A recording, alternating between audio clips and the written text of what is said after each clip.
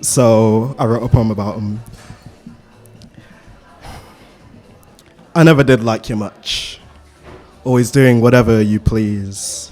Both root and thorn dig beneath skin just to rest atop my last nerve. You're inconsiderate, always taking up far too much space. Yes, we can see you're here already, so do everybody a favor and just stop spreading. Far from a sight for sore eyes, these sore hands found delight putting you in your place, bashing your existence into biodegradable waste, just bashing away at a life, blinded by animosity, wearing goggles to mask my eyes from such painful truths. My rage had been misplaced. It's been clear as that sun-kissed sky that we first traded blows beneath, that you and I are not so different. Thank you.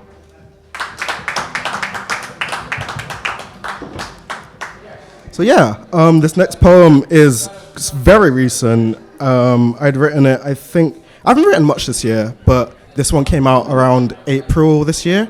This one's sort of more leaning into a more intimate kind of love, and it's titled Traces. Fingertips against flesh leave us kindred.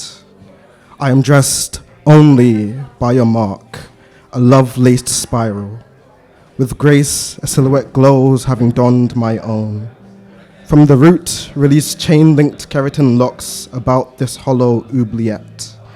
I want their fragrance to linger long after you depart.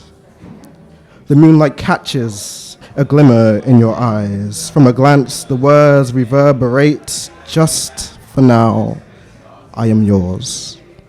These lips hide more than chattering teeth. An ephemeral flame knows only to flicker, and with its dying, we are undone.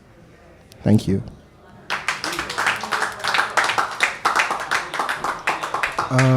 Next up, this one is sort of a journey to self-love, really. I live with a few disabilities, and it's not really fun, to put it quite lightly, but it's kind of hard to live in a world that doesn't choose to see the struggles that you often do have to live through. So this one is titled Injured Ignorance. I have broken my arm, and I'm now less human.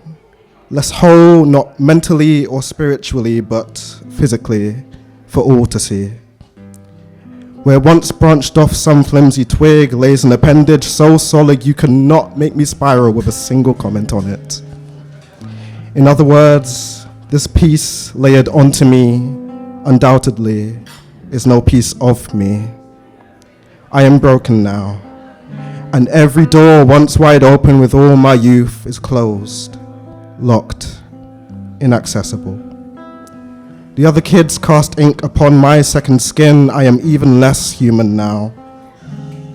Get well soon, the cursed appendage now reads, repeatedly, about 15 times under 15 different names.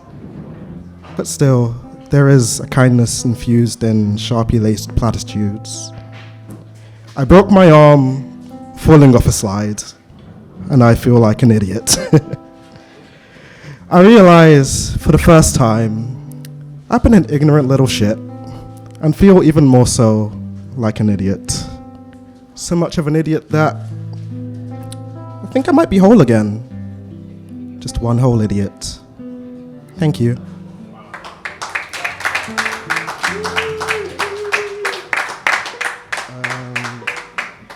So as you may have noticed, my poems aren't really that long. And so when I'm making a set list, I kind of just have to think, how many can I jam in here? So we're going on to our fourth. This is Supernova. It's one of the first poems I ever wrote. And it's about the struggle of loving and seeing someone have a hard time, really. So yeah, here we go. If I can find it first.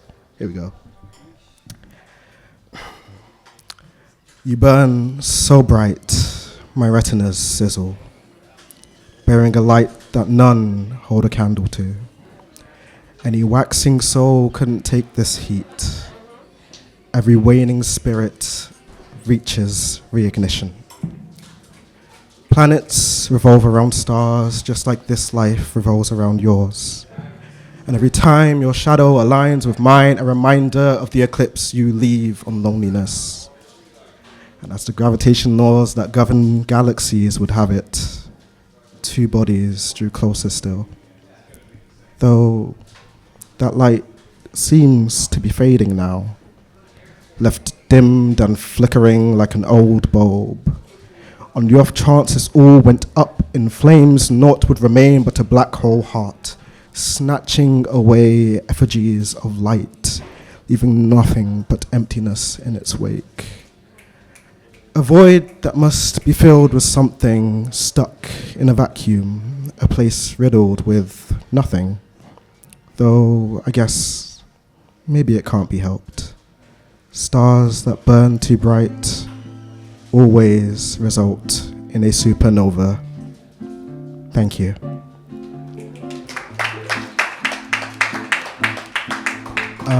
Up next, if I can find what is up next, I have a poem that actually hasn't been heard by anybody so far. It is new shit. So I've sort of rewritten the second half, like right now, because I thought it kind of felt like it should have been its own thing. But this is an earthly delight. I want to swallow the earth whole, to feel granite stampede through my veins and oceans pool in the pit of my stomach. Let the sand of 1,000 beaches shift around my esophagus and the tallest mountain peaks form as ridges at my brow. I want to become the earth, to become earthly, to know belonging.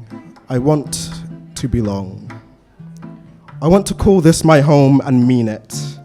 To be frank, I want it all. Sun and moon and stars in my maw. I'd want nothing more than to have lived in that single moment where everything that is out there that I sincerely love can feel my beating heart. Thank you.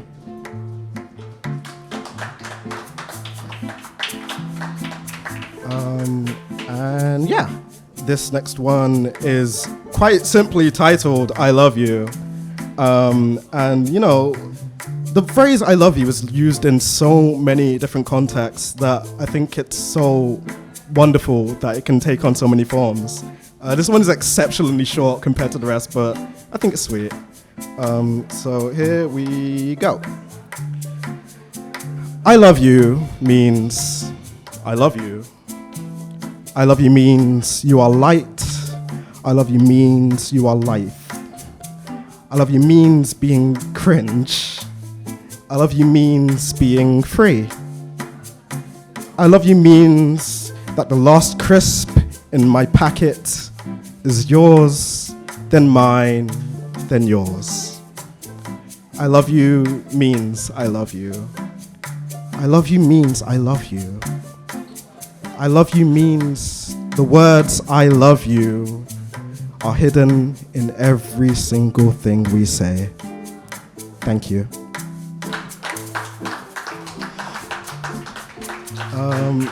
How am I doing for time?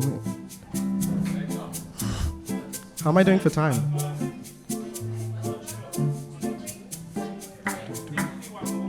One more? Okay, cool. This is sort of everything I wanted to do has been done already, so I guess if I have one more poem in me, it's not going to be themed around love, but it's just going to be a fun one that I like to do. This is titled Cost of Lactose Crisis. Sometimes in life, you open up your fridge just to see that you have run out of cheese and everything is awful again. It serves as a reminder back to those greater days where life was so much cheddar Now you're fettered by bitter memories that leave you feeling blue. There's no Swiss cottage to escape to, nor a cream house in Philadelphia. Here we're stuck in Bretel apartments, dairy worshippers who pray that holy Gouda might fulfill our misplaced Cheshires and reduce all rent to Jack. It can get hard sometimes to fill a plate when the money you make rarely makes it past bills. What an Edam mess this economy is in. Why should we fork over all our hard-earned dough if nobody's throwing a pizza party for us afterwards? And sure, optimists insist that even greater days lie just paneer, but still, tonight, you have run out of cheese. And the only option left on the table now is to settle for plain meals. Take yourself off to sleep. Dream yourself a sweet, sweet dream where you can dine on halloumi fries in a cheesy fantasy where they aren't overpriced. Thank you. That's me, everybody. I will share this one final piece. It is a haiku, so obviously by its very nature, incredibly short. But I love them too. I want to leave this with you because I think it's quite important. It's titled Impermanence. Impermanence is bliss. Embrace change, life's greatest of gifts aren't those you are born with. Thank you.